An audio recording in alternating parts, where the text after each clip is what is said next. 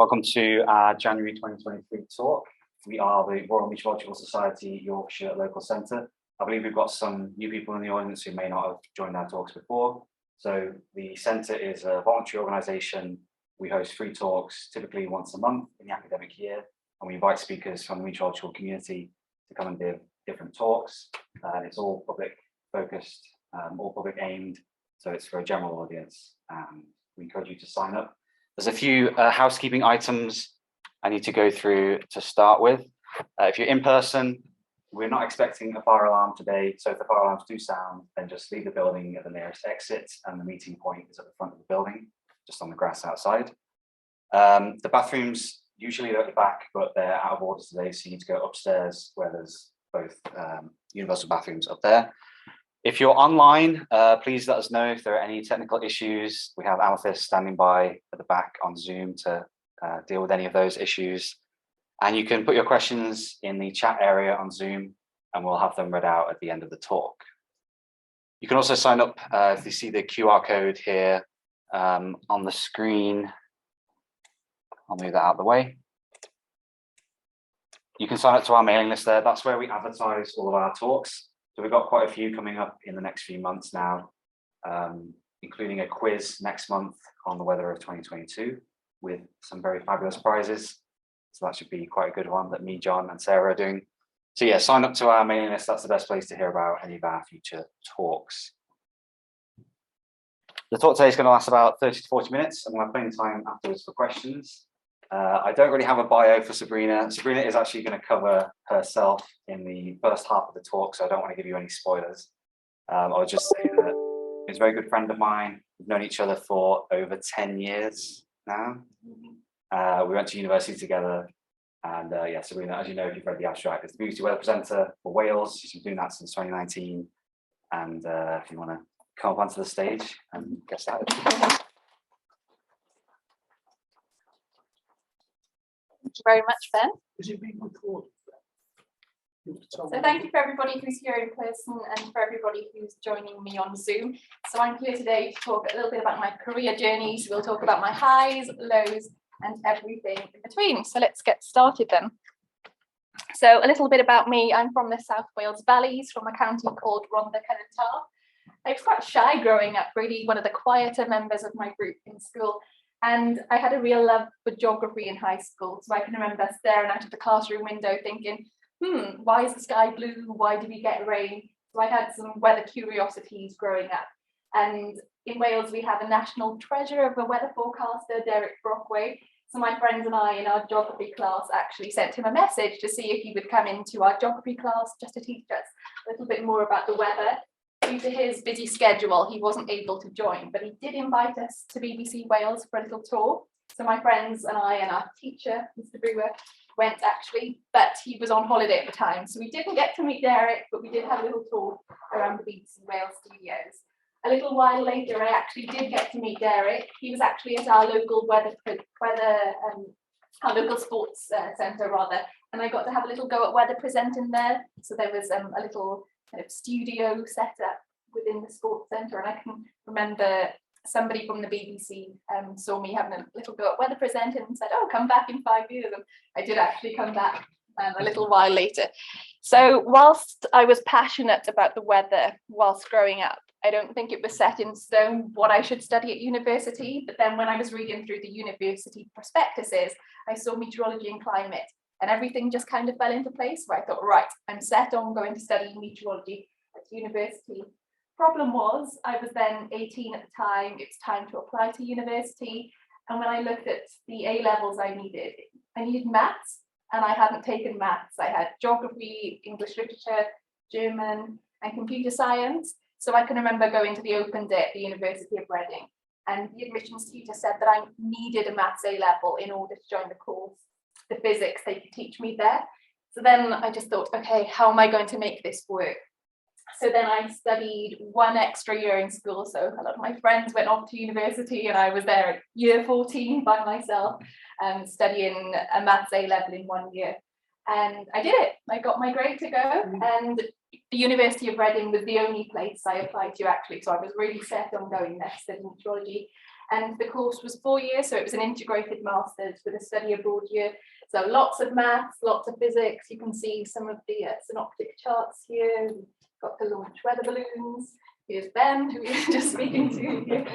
Lots of complicated maths equations. So it was a really good time at the University of Reading. It's a campus-based university. I really liked it there, and I've made some best friends for life. So it was a really good experience. So I had a passion for weather presenting whilst being at university. I didn't know if I could ever make it as a weather presenter, but if I could make it further down the line, then I wanted to be able to understand how the atmosphere works, so that when the public come to ask me questions, I'd be able to answer rather than just reading a weather script and presented it. So this is one of my earlier weather forecasts. We had a module at university called Weather Practice and Presentation, where essentially you just jump in front of a green screen, present to the whole class. Hopefully I sound a little bit different compared with when this was filmed back in my second year of university. So this is probably 2013, I'd say. So you can have a little listen. I am quite embarrassed. I'm going to... Old temperatures were above average, mainly in double figures. If we look at today's charts, then there are no fronts over the UK, which means dry and bright conditions, apart from in Scotland, where strong westerly winds and where strong westerly winds. So you can see how nervous I was in front of the class there. So we'll skip over that part now. Hopefully I've come a little way since then. Let's go to the next slide. Okay, so now here's a little story time. So there was a royal visit to the University of Reading. This was, again, in my second year of university. And I can remember seeing my friends on campus, and they were dressed really smart. And I thought, oh, where are you two going? I think one of them was probably in a suit. And my friend said that there was a royal visit to campus. So this was the Earl and Countess of Wessex, and they were coming to the meteorology department. And my friends were going to present the weather in front of them. And Laura Tobin from Good Morning Britain was going to give them a bit of a weather masterclass. And the royals were also going to watch a weather balloon being launched. And because I had these visions of becoming a weather presenter one day, I thought, oh, that would be up my street. I would have liked to have got involved. How did you guys get their opportunity? And they said that they had an email, and they mentioned the lady's name. And then some kind of alarm bells were ringing in my head, and then I realised I recognised that name. So then later that day I went back home and I checked my emails, and I did have 2 emails from this lady. And I think what used to happen at university, I would check my emails in the morning, being half asleep, I suppose, and the subject line was urgent and confidential. And I guess I get quite a lot of spam emails from banks, you know, people pretending to be banks then, urgent and confidential. So I just thought it was a spam email, so never actually read it. But it turns out I had been invited to join this day, and so it wasn't the case. So that, I guess that was a good life lesson for me. Always check your emails, even if you think that they don't look important. And I did have a study abroad year too at the University of Oklahoma. So I'd probably say this was the best year of my life, actually. I really loved studying in the States. I like the exam system style out there. So for example, in the UK, in my final year of university, some of our exams are worth 80% in the summer. So you had a lot of pressure riding on those exams to do well. Whereas in Oklahoma, we were tested often, but the exams were worth a small percentage. So if you did bad in one exam, it was okay because you still had lots of exams to kind of make up for it, so you could still do well. I got to travel a lot while I was out there too. And there was also 2 weather internships I had. So one of them was on campus. So they were broadcast journalism students. And we put together a TV program each week. So there was someone anchoring the news, someone would do the weather, someone would do the sports. So I got to do the weather. So it was talking in Fahrenheit. I'd get to talk about severe weather. So it was really interesting. And then this would be televised. And it was mostly people on campus who would watch these broadcasts. They'd also go out to social media. And then I also got the weather internship in Oklahoma City. So these are some of the people who I worked with. And the chief meteorologist would help guide me along the way. And I think one of the best tips he gave was that there's a lot of weather apps out there nowadays. People can get their forecast there. But as a broadcast meteorologist, you need to kind of separate yourself from those apps and be able to give people a little bit more. So that's what I try to do now. I want to be better than those apps. And when the chief meteorologist would take his dinner break, he would allow me about an hour on the green screen. So I would get to have my little practice, and I got to build up a show reel then that was recorded. So yeah, it was a lot of fun out in Oklahoma. Whilst at university, my friends and I set up a little student meteorology committee, whereby we would record weather forecasts and these would go on social media. I think I kind of realised quite early on that being students, we didn't really have televisions widely on campus. So I thought, a lot of people are on their phones. People would probably appreciate some weather forecasts. So my friends and I would film forecasts, post them online. So we started out outside, filming on our mobile phones with our cameras. Then we upgraded to Ben's bedroom. So this was a photo here, whereby Ben would have a green cloth hang up with hangers on the ceiling. So yeah, quite set up, wasn't it, Ben? But then finally we spoke with the university, and they did actually buy some green screen equipment in the end, which is still in use today, which is really nice. I think we've got a slide to show how many students benefited from this. So I think we've left our legacy.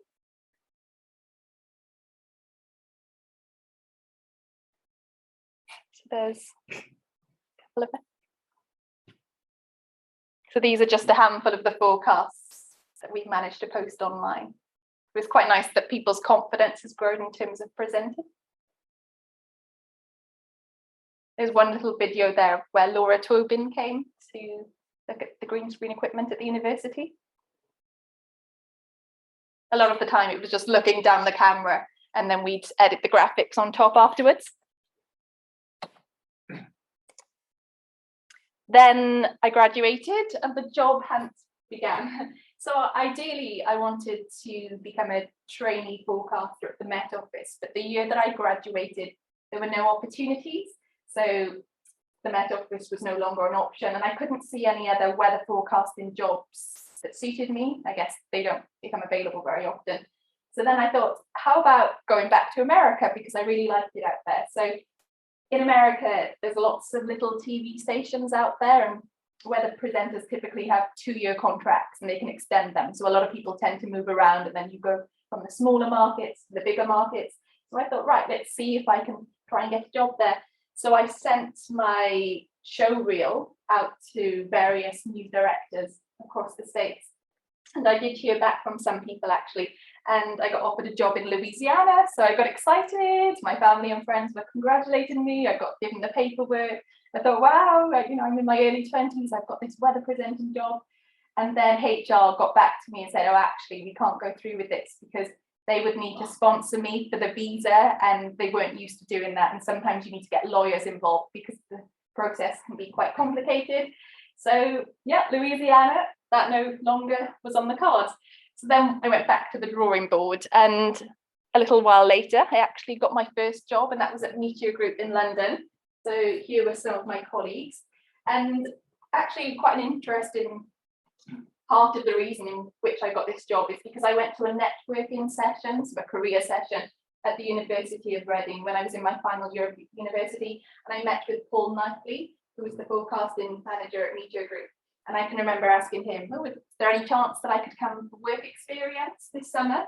And he said, yeah, here are my details. And I popped him a message a number of months later. And just before I was going on work experience, I saw that the job became available. So I thought, oh, this could be interesting. So I thought, right, I'll go on work experience. I'll see if I like it there, if I'm capable of this. And when I was there for work experience, I really enjoyed it. So then I went for an interview and I got the job. So I was there for about 3 years, and I did a wide range of tasks, mainly forecasting for the media. So that would be newspapers, or I would write some radio scripts for the BBC and also Channel 4 News. I would also forecast for utility clients. So for example, some of our clients would be interested whether we'd get stormy conditions, or for example, for these wind turbines here, then people were interested whether we'd get thunderstorms, because if we would get any lightning, then they wouldn't want their workers to be offshore near these turbines. And then the last task that I did was winter roads forecasting. So that was where I would communicate with duty officers for councils. So they would then decide whether to grip the roads. So this job involved day shifts, night shifts, weekends, and that did mean 12-hour shifts. So it's quite hard at times. I don't think shift work is for everyone, but for a time I did go through with it. I think the winter road forecasting in particular was quite interesting. You'd have to call people up in the middle of the night and say, oh, you know, the forecast has changed tonight, the clouds have cleared sooner than expected. So then that meant the duty officer would need to decide whether to grit the roads or not. So yeah, a responsible job. I did like it there, but I just knew that I had a passion for wanting to be a weather presenter. So I then reached out to somebody at a TV station in London. I won't go into details exactly to who that was, but I sent her my show reel, and she then said, oh, it's best if we have a chat in person. So I thought, oh, okay, this could be a good thing. But actually, it was a really difficult conversation. And she said, you know, I've looked at your show reel and it seems really unprofessional. But at the time, I hadn't been given any professional work experience in the UK. It's really hard to get that. So I had put some videos together of me sat at my desk trying to present the weather and some forecasts from outside. So yeah, that was one thing, the unprofessional show reel. Then I can remember saying, oh, I like the atmosphere in this office. And she said, oh, I wouldn't get used to that.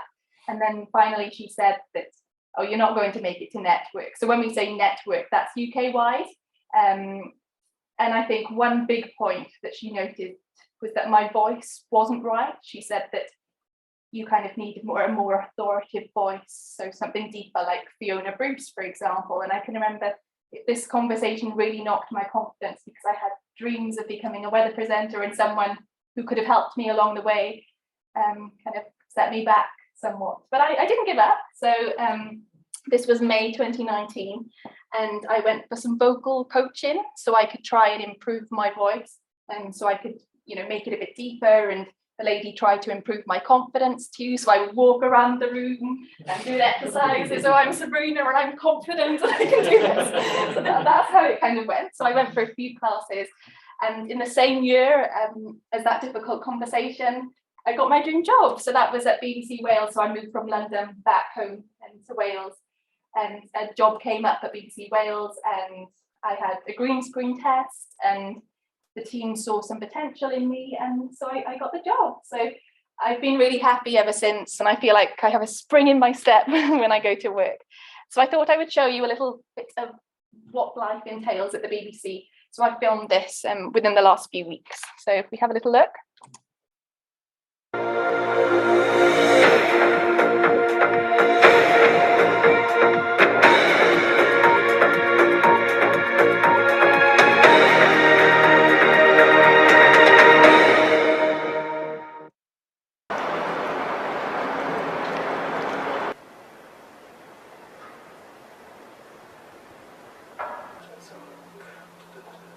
So the start time for the day shift is around. The first thing I do at my weather desk is check the observation so I can find out what's happened, and then I can look at a range of different weather models to build up a picture of what's going to happen in the days ahead.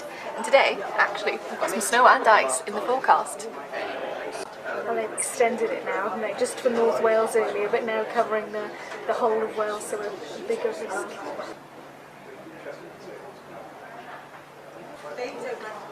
Okay. I have read a lot of that.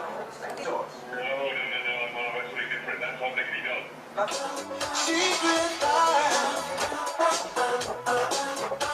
Good morning. Hello. Jack Savaretti, Secret Live, thank you so much for your messages this morning, your calls, texts, emails and tweets on absolutely everything. do it in the same building, the factory. God, that was blow your head off stuff, that was. Good stuff. Try to get you down for now. So next up, it's the Wyn Evans show. Wyn Evans is the opera singer from the Go Compare adverts. Oh, ta-da! This is the guy.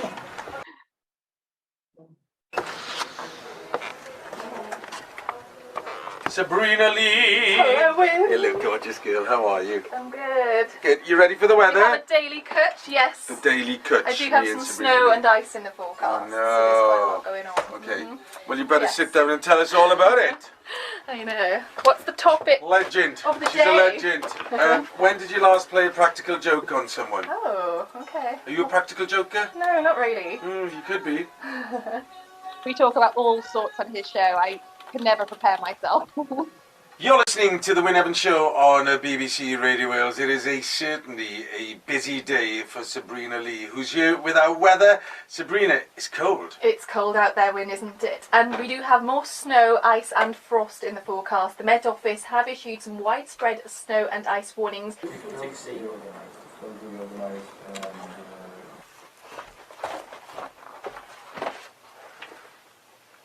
So sometimes you can ask your smart speaker, what's the weather? Snow showers for a time tomorrow morning, becoming more confined to higher ground later in the day. Stand by then. In 3, 2, 1, cue. Hello there, the Met Office have issued more snow and ice warnings for tonight into tomorrow morning. Snow accumulating even at sea level in places. Nick Savini will be here with Wales Today at 6:30. From all of us on the programme, have a good afternoon. Goodbye. Hwyl fawr.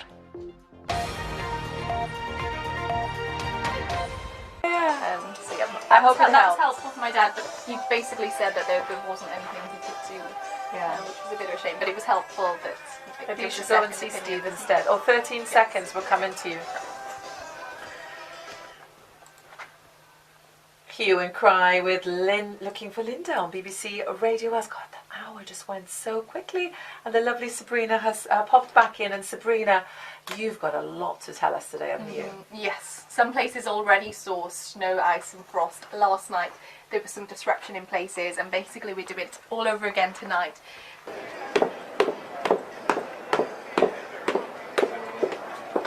8:15 kick-off. Mark Poyser is at the Swansea.com stadium for Radio Wales Sport. The Swans might fancy this Mark a bit. That looks a really nice ring. This is the most glamorous. Usually we watch quiz shows. Family would be very, very proud. So tonight I'm going to wear a two-piece outfit. It's cream with some snakeskin heels. Lovely. What look shall we go for? I think we'll do a bit of smoky liner. Get the skin nice and even. Okay. Mat you down, bronze you up, and a bit of colour with the lips and cheeks. Does that sound Let's good? do this. Let's do it. Come on. Looking very good. Love it.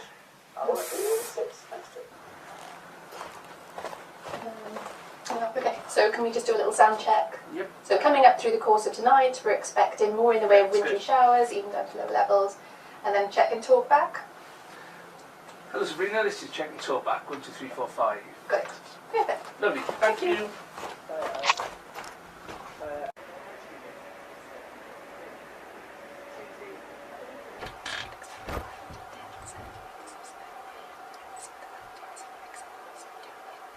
As promised, let's get that weather forecast. Sabrina is here and it's going to be very cold. Hi Nick. Yes, those temperatures already dropping away, cold enough for some snow, sleet, frost and ice. Now last night the main risk for snow was across portions of North Wales, but tonight that snow risk extends all the way further south too. But due to the nature of showers, not everybody will catch some snow. Winds will tend to strengthen from the northwest. Further snow showers for a time tomorrow morning, and then snow mainly over the hills tomorrow afternoon. That's the forecast. 0. Yeah, that's probably more than the snow, isn't it? But hopefully I'll just get in. I won't cycle tomorrow. I'll come in on the train. But, but hopefully I should be able to try. It was fine. And that's the end of the shift. So the shift then finishes at 7 p.m. So it's typically 9 until 7. Sometimes we can stay later if needs be. So it's quite a full-on day. I typically have deadlines every 30 to 60 minutes. So I've always got to keep an eye on my watch just to make sure I'm at where I need to be. And we actually do more radio bulletins than television, which is quite interesting. So on an early shift, I can do 11 radio bulletins, 4 television bulletins, and then 1 pre-record just as a backup. Okay, so the job comes with its joys, but also its challenges. So as I mentioned earlier, this is my dream job and I'm really happy to go to work. I have early starts and I work shifts, but I really do have a spring in my step when I go to work. And I do also work with some really lovely people. So I feel like I've got a really nice community at work. And there's lots of people who reach out as well and who are really interested in the weather and feel like I'm doing the job well. That's how it kind of feels from some of the messages I receive. And I like the fact that I'm making a difference too. So I'm taking that weather knowledge and then I'm helping tell that story. So if I can try and kind of give someone the heads up so they know how to plan for the day ahead. Also, when the weather gets a bit more severe, I do try and post on social media because not everybody can access television or radio forecasts. So I'm just trying to kind of get the forecast out there to make a difference. It's quite nice as well that I can pitch story ideas to the news team. So sometimes if I've got an idea when it comes to something weather or climate change related, I can speak to the news team, see what they think. So it's interesting to see how that idea is then brought to life, and then it can be shown on television and also played on the radio. I can also switch off at the end of the day. I have deadlines, as I said, every 30 to 60 minutes or so, as long as there's nothing too severe going on weather-wise. So pretend I'm just chasing cloud through the day, then I actually can switch off. Maybe I'll still check the radar and satellite and observations, but I'm able to switch off when I go home. I think the time where you don't switch off is when there's snow in the forecast or there's storms, and I'm tracking those storms. And so it's a really enjoyable job. Challenges. So the early alarm clock. So this is a screenshot of my mobile phone. So 3:45 is the alarm time when I'd like to wash my hair in the mornings. I can then snooze a little bit, and then 4 a.m. is sort of the time I'll wake up if I just want to shower. But I can't really push it too much past 4. I have one of those sunrise alarm clocks now. I've tried all different things, trying to figure out how best to sleep, but the sunrise alarm clock is a nice glow on the floor in the mornings rather than waking up when it's completely dark. So yeah, the shift work isn't easy, but I get through it because I enjoy the job. Another challenge is that your mistakes are heard or seen. So for example, I may trip on a word when I'm on television or on the radio, or sometimes I can't think of the word I'm trying to think of. Sometimes I'm tired and I'm trying to think, oh, I wanted to say that, it just doesn't come out, and then the camera is just there, and then you think, oh, people at home are listening. So yeah, sometimes it's not easy, and I can have a good forecast, but then I may trip once or twice, and that's the part that I'll remember rather than the rest of it. Technology also fails, so I use a remote control. There's just one button on there to be able to control my graphics, but it's a bit like the television remotes where sometimes they don't always work, the battery may go, and I can actually see myself when I present the weather, so there's no auto cue. I think a lot of people think we read from scripts, but there's nothing. I can actually see myself in the camera in front of me, so I can see when things go wrong. So I click to the next slide and I can see, oh, it's not working. So I think, okay, give it a second, I'll try again. But then you sort of realize, okay, maybe it's not working this time. So yes, technology can fail. Also, our cameras are robotically controlled. So they do have their settings. They should move into certain positions, but technology isn't always on our side. So for example, the camera is meant to come from a distance and then sort of zoom into you, so it kind of pans across the room. But there was one time when we were in the studio in the earlier days, which was during the pandemic. I can remember my colleague was there presenting the weather, the camera came to her in front of her into position, and they went off again. And there was another time where the camera zoomed around the room like that, giving a nice tour of the studio. So I think people quite like it sometimes when things go wrong, because you get to see a different side to the building, let's say. But also, I'd say 99% of the comments I receive are positive ones, but then I feel like it's the negative ones sometimes that I remember. So here are a selection of negative comments that we just screenshotted. So I'll just read out a couple. So for example, last week someone told me, cut your hair short. You're a young woman who looks and dresses like my grandma at the moment. Somebody said that I need to introduce some tonal changes at the end of my sentences. Somebody else said I'm the worst dressed presenter on Wales Today. And then someone noticed that I'm not pronouncing my G's at the end of the words. And this was something picked up by other people too. So I'm welcome for feedback. I think it's a good thing because I'm trying to grow as a presenter, but I think sometimes it's just the tone in which people kind of send those messages. So for example, I would say, good morning, weather warning. And I didn't realize it was a problem because where I'm from, people were speaking like that. It was only when I started in this job that I got criticized when it came to the G. So I actually had a vocal coach lesson for that. And then I improved. So now I can say good morning, good morning. But sometimes I just think, we're all human, and it can just upsets me a little, I suppose. But generally speaking, I'm a positive person. In terms of Met Office interaction, so the Met Office used to have the BBC weather contract. That did then change over to Meteor Group. So Meteor Group, I've mentioned, I worked for before, so I do get to work alongside my former colleagues now. So they give us a weather briefing a few times a day. So usually I self-brief myself. So I'll check the different weather models, I'll look at my graphics. I've got that story in my head. And then I join a briefing call with Meteor Group in order to make sure our stories tie up. And I can also ask them for some statistics. So it's really nice that I get to work with my former colleagues. In terms of how we interact with the Met Office, we use their weather warnings, and the extreme heat warnings were something that was introduced a few years ago, and the Met Office gave us a video call actually to explain a little bit about how these work. And more recently, for COP27, I was able to go to the Met Office where I interviewed some of the climate scientists for Newsbeat. So sometimes I'm able to work alongside them. Staying on the topic then of extreme heat, I'm sure you can all remember the extreme heat last summer where we got to 40 degrees in the UK. But that did mean that the BBC weather forecasters actually received a lot of negative feedback. Actually, we were accused of scaremongering. I guess in this case of the extreme heat, whilst it didn't go on for too long, it was compared a lot with the 1976 heat wave. So whilst temperatures were higher last year compared with the 96 heat wave, yeah, I guess there was a lot of messages about us scaremongering and being in the nanny state. So I think it was quite hard because we were trying to do our best to be able to give the public a forecast, but there were a lot of negative comments received online. And one weather presenter spoke on a news channel and said that there would be excess deaths due to this heat wave. And he had a lot of negative comments from that.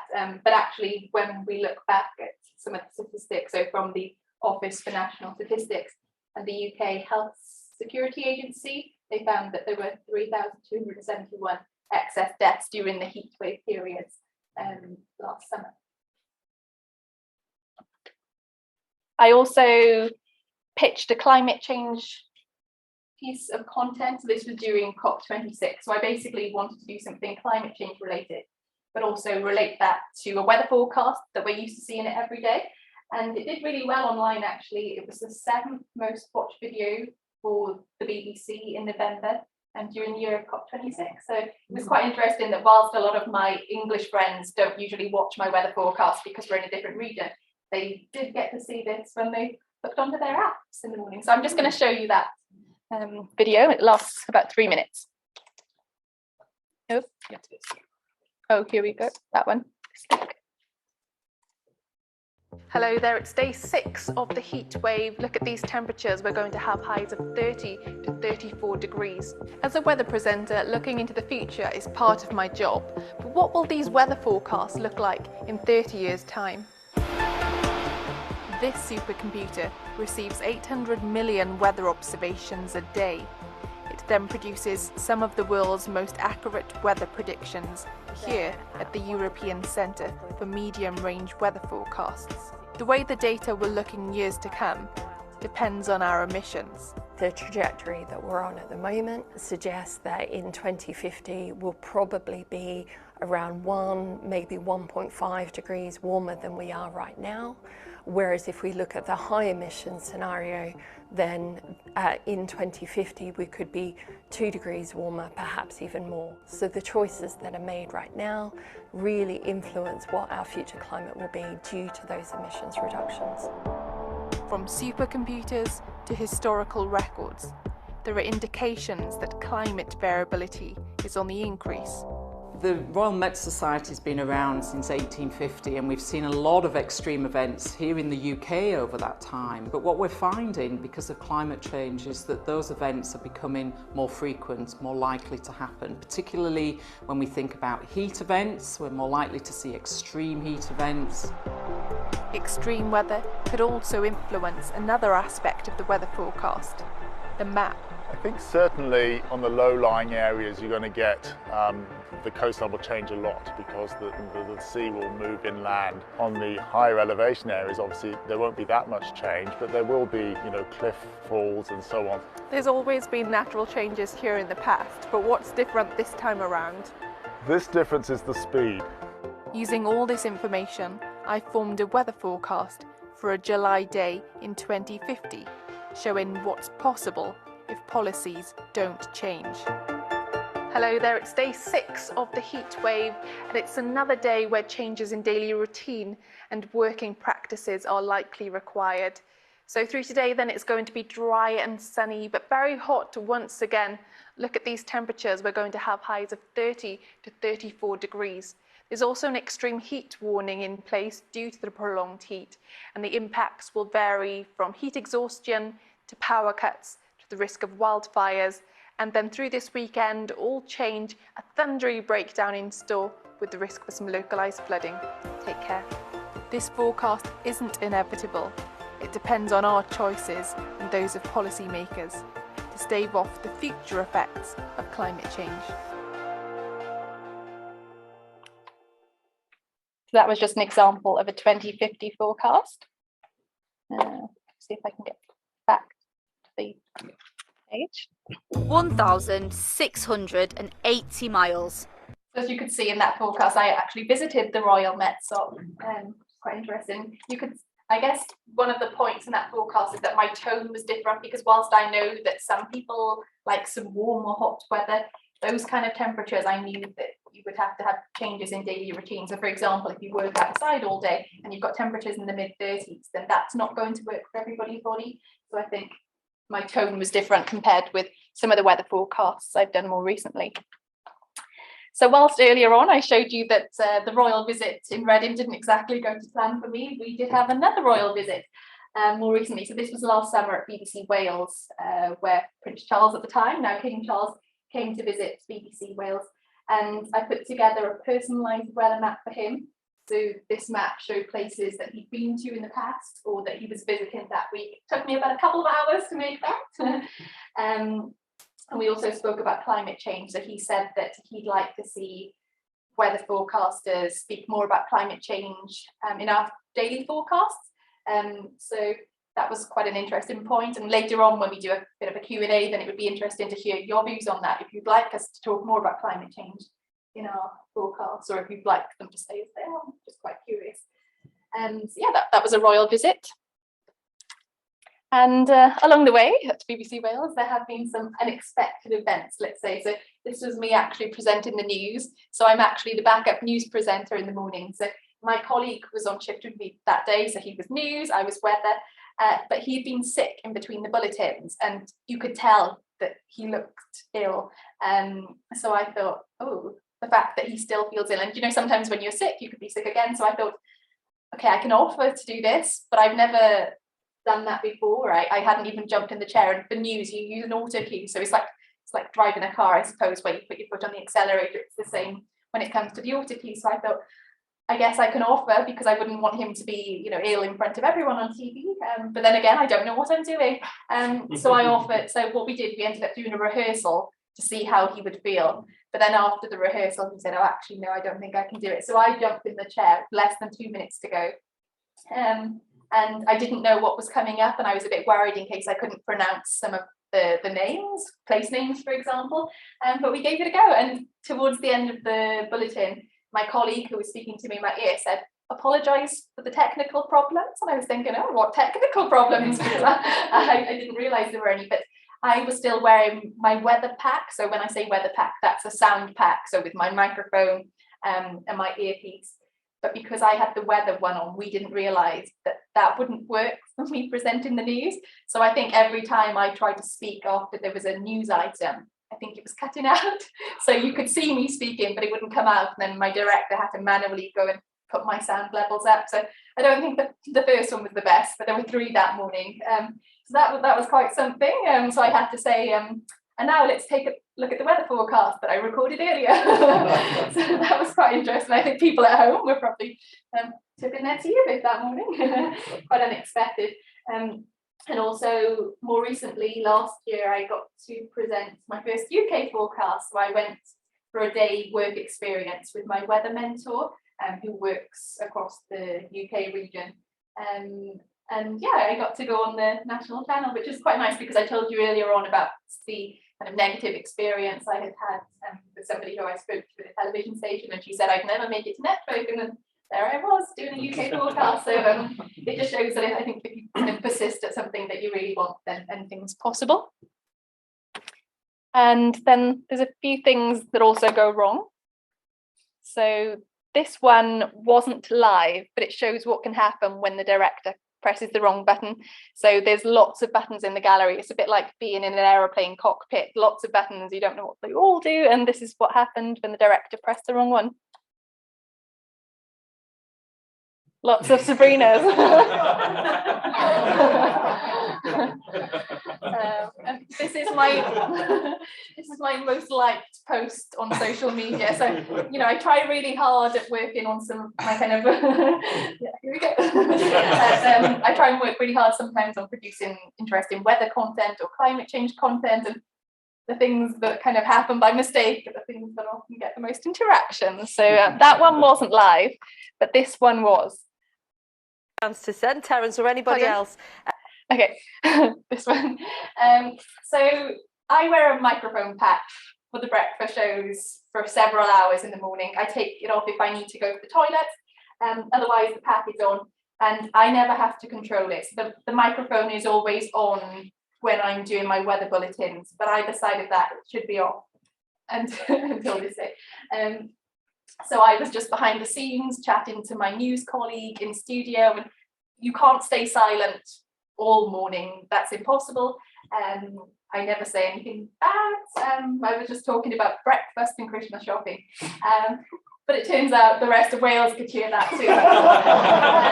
So it may be a little, so when I go into presenter mode for television, I think more people can understand me, but if I'm just chatting to friends, family, I probably sink into like valleys mode a little bit more. So I'm not sure if you'll be able to hear everything. I'll go over it afterwards. But essentially, people in Wales were watching the UK news, which then it would go to Wales for the news and weather every half an hour or so. But when they were watching the UK news, they also had a bit of my voice. So I'll play that. I am embarrassed. A present or a letter by first class post. Okay. Don't worry though, I don't have any radio. London this morning. It just means my banana sandwich has to wait till my belly gets a bit more rumbly. Well, there is one last parcel I've got to send to Media City Salford. I'll tell you more about that in just a moment. Yes, very good morning from Mount Pleasant, the Royal Mail's sorting office here in central London. Now, we're outside today because of the COVID situation, but in that building behind me, there are hundreds of staff sorting through your letters and parcels to get them delivered in time for Christmas. We finished now, your Christmas of course, shopping? COVID is having an impact, as it is on so many industries. Are you quite organised It's a when it busy comes to time of year. shopping? They sort through a million items every single day. I but did a lot of online 22 shopping areas, and I spent Royal Mail hours has on said Saturday there are in delivery online shopping, and delays. It it's wasn't affecting fun. I think if postcodes you've in got a parts few of items to Essex, buy online, you know London, exactly what you want, it's Cheshire, okay. and But when you Belfast. actually got to now, use the internet Royal to Mail help, says it is help operating you a normal service in most there were areas, and bits those on areas there, where there I are added delays, to the it's sending basket myself. targeted The plan support. wasn't And if to you get want myself to anything. check on the situation for the latest scrolling, you're like, updates, oh just have a yeah, look okay, at add to Royal basket. Mail Like website. Now, so I've ended up with if you've still got some cards and parcels to send, I perhaps prefer to some kind of go shopping key in friends that you want to make sure get their cards this Christmas, well, Okay. all is not. And that was the end of that, because the directive is in my ear. Sabrina, don't say anything. And then I could see my colleague look at me too, and then I thought, oh no, something's gone wrong. It turns out that someone then realised that my mic was on. So yeah, it was all innocent, talking about Christmas shopping and the fact that my banana sandwich had to wait, but I just didn't anticipate everybody else in Wales hearing that room. So I think it taught me a lesson, but that's something I'm embarrassed about. So I suppose I can giggle back a little bit now, but at the time I thought, oh no.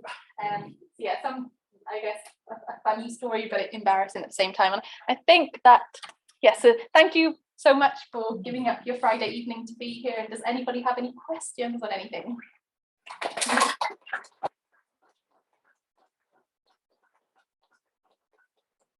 Thank you very much, Sabrina. That was brilliant, informative. We don't usually get to see behind the scenes. We definitely haven't covered that topic here at the Yorkshire Centre.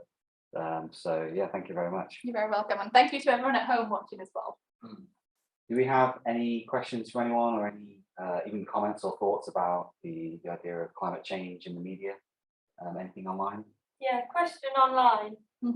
Do all weather presenters for the BBC have a background in meteorology? No, so some people already worked at the BBC, perhaps in news, and then they managed to go to the weather department that way.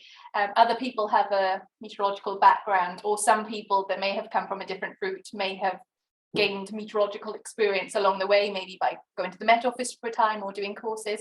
But I think the kind of end goal is for, I guess, once you've been in the industry many years, you spot trends and you kind of clear yourself up. So not everybody has a degree. Yes. You show a lot of passion for what you're doing. I know you love it. Thank you very much. Has there been a situation where you got a bit overexcited, you know, in terms of like I love snow, and I know I couldn't sort of talk about it too much without really getting excited? I don't think when it comes to snow, it's a challenge to forecast, let's say. But in terms of the forecast, I don't think my excitement comes across too much, especially in terms of snow, because I know some people really like it, but other people will find it a challenge, especially if you've got to go and commute, and then you've got the icy stretches too to deal with, or you've got to shovel the snow out of the way. So I think I've got to watch my tone on the forecasts. But behind the scenes, sometimes I can show a bit of excitement if one model is picking up, you know, a certain amount of snow. Then my colleagues and I will be chatting about it behind the scenes. So you behave yourself then? Yes, of course. Yeah, Helen, go ahead. Yeah, thank you, Sabrina. It's a very nice, wow, experience, and your journey has a lot of ups and downs. Yes, I've learned. Yeah, well done. My question is, how do you manage the negative? And also the last session, for example, you were talking about down. Yes. Yes. So I've been informed that it's not coming through online very clearly, so I'm just going to repeat the question. The question was how to deal with the negative comments, and does it affect you?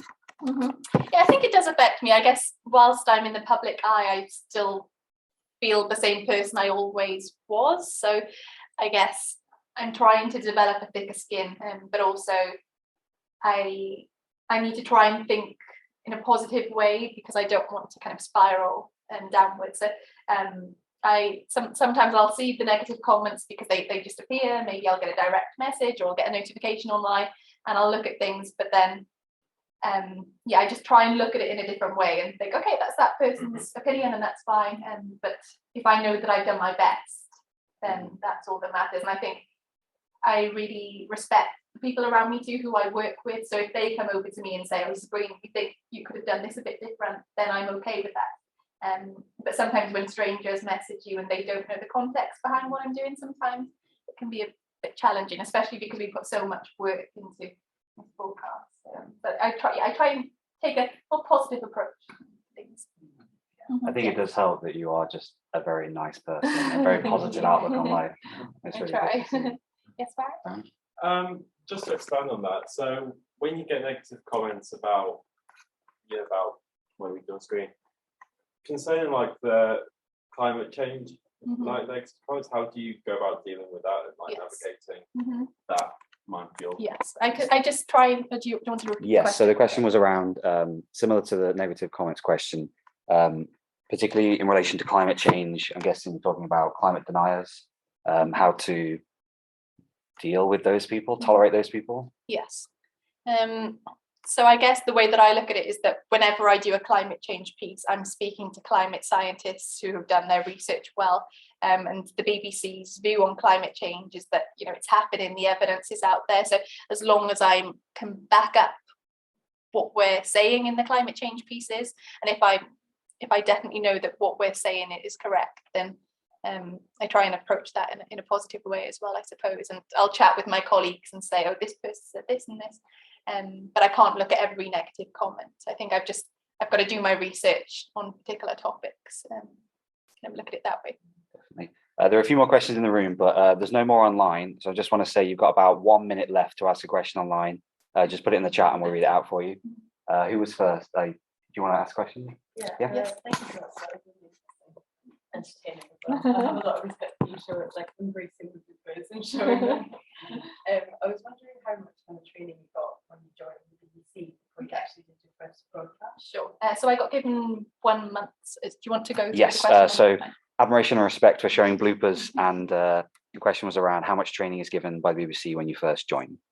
So I had 1 month's training when I was there. So I shadowed another weather presenter. So when it came to me doing my first radio forecast, I felt comfortable in knowing the daily routine. And then in terms of the presenting style, I think it's just, as I've gone along, I've just tried to improve that way. I think the presenting part has had to come a bit more natural, whereas I guess the training that we got given at the BBC, it was more figuring out the schedule and the tasks and things. But I've got a really supportive team, and if I feel like I need training in a particular area, then they back me up with that. Yeah, it really looks like a very complicated and very demanding job. Yes. I'm quite sure I could not do that. I think, Helen, do you want to answer that question? Yeah, my question is, are it happen from BBC or different from other channels or different from the Could you repeat that? Sorry, I didn't quite understand the question. You are from BBC. Yes. Is getting weather forecast from another. Yeah, from Meteor Group. Yes, rather from the Met Office. Yes. It's happened that you have different forecasts. So the forecast will differ sometimes from the Met Office and Meteor Group. I've only ever known the BBC to get forecasts from Meteor Group, so I'm not aware of what life was like when we did have the Met Office forecast. So, but I do compare the Met Office forecast though and Meteor Group forecast. I think it's good to have an idea of what other weather organisations are going for, especially if we've got extreme weather. For example, last summer we got 37 degrees in Wales, and I would check the Met Office side, I would check the BBC side, just to get an idea of those high temperatures. But I'll look at different situations. But I think it's good to check, different weather organisations, different weather models, just so you've got broad knowledge of what's going on. And I actually have a follow-up to that. The question was about difference of opinion between different sources for the weather forecast. Do you look at ensemble models when you're making your decisions as well to get an idea of the probability? Yes, sometimes we look at ensemble models, and I mentioned earlier on that we get briefing calls from Meteor Group. So sometimes ensembles get covered in those too. Great. We have one more question. Yeah. Just thank you really for the presentation. Well done for getting where you are. Thank you so much. What advice would you give to a young person who's considering following your career path? Yes. And what would you tell them before you pause for one? Yes. Okay, so I would say The question, sorry, was about what advice would you give to a young person who wants to follow in your footsteps? Okay. Yep. So if I was to give somebody advice, then I would say to follow their dreams. I would try and say to try and get plenty of work experience too. I think I try to knock on the doors of so many people. I've sent so many emails out just to see what it was like to work in different places, to get a little bit of an insight. But I think anything's possible if someone wanted to become a weather presenter. Whilst I don't think there's a set path in, I think that if you try hard enough to kind of get known, so that you kind of get spotted at some points, that people are aware, okay, this person is passionate in weather forecasting, maybe one day if a job opens up here, then they'd be interested. But yeah, that's how I worked at Meteor Group, for example. I went there on the work experience. Then when it came to the interview, I had already had a bit of a flavour of what they did there, which then helped for the interview. And then at the BBC, when I had my job interview, I'd been to other television stations in the past, and I was able to, I guess, take those past experiences to then help me kind of get that BBC job, because I spent quite a bit of my spare time actually in TV stations in the UK and in America. And so yeah, never give up, but just try and reach out, knock on those doors. Great.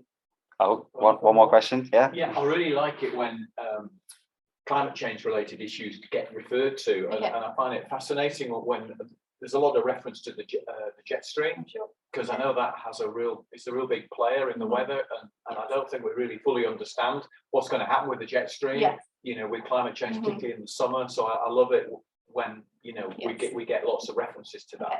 Would you like more climate change content mentioned in actual weather forecasts, or do you like it as it is at the moment, where it would be a separate package, a separate piece? Because that's what I would usually do at the moment. I would pitch a climate change idea, and it would run as a separate piece, maybe for 3 minutes, and then later on in the show, then you'd get your weather forecast. Well, I quite like that I quite like it being incorporated, particularly when I don't know how you forecast when the jet stream is going to suddenly start to move, because it really affects our weather a lot. Yes. And I don't think we really do understand what's going to happen to the jet stream with climate change. Yes. So, It was the so, question mark. so keep talking about climate change. Okay, great. That may not have been picked up by the recording, but we can continue this conversation offline. I think Sabrina's going to hang around for about 10 minutes before we go to karaoke. We're going to a karaoke night after this. Yeah. So I just want to say a big thank you again to Sabrina for coming up from Cardiff. A really good talk, and we can give a round of applause.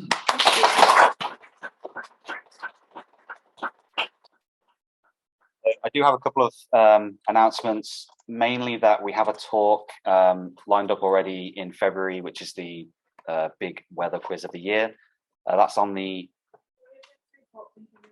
is it the 15th for the quiz or the 14th? So it's the 15th of February.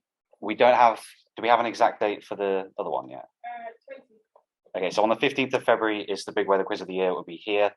You can join online as well, but I strongly encourage as many people as possible to come in person. It's a much better atmosphere, and you can get to chat with the speakers afterwards. On the 20th of February, we have another talk. So Ruth Mottram is coming in to talk about Arctic research, sea level rise, title to be confirmed. So I've put the QR code again for our mailing list on here. You can also just Google to find our society page and sign up there. So we'll post any information about the talk to that. So it's best if you just sign up. And yeah, we have other talks coming up. So in March, there'll be the PhD showcase, and then we're planning the talks after that as well. So I was trying to recommend everyone to sign up and get informed. And if you can come and join in person, please do. We've got tea and coffee in the lobby and biscuits, very good biscuits. So yeah, and crisps as well today. Wow, exciting. So I think that's everything. I don't think I've missed anything out. Once again, thank you to Sabrina, and enjoy your evening.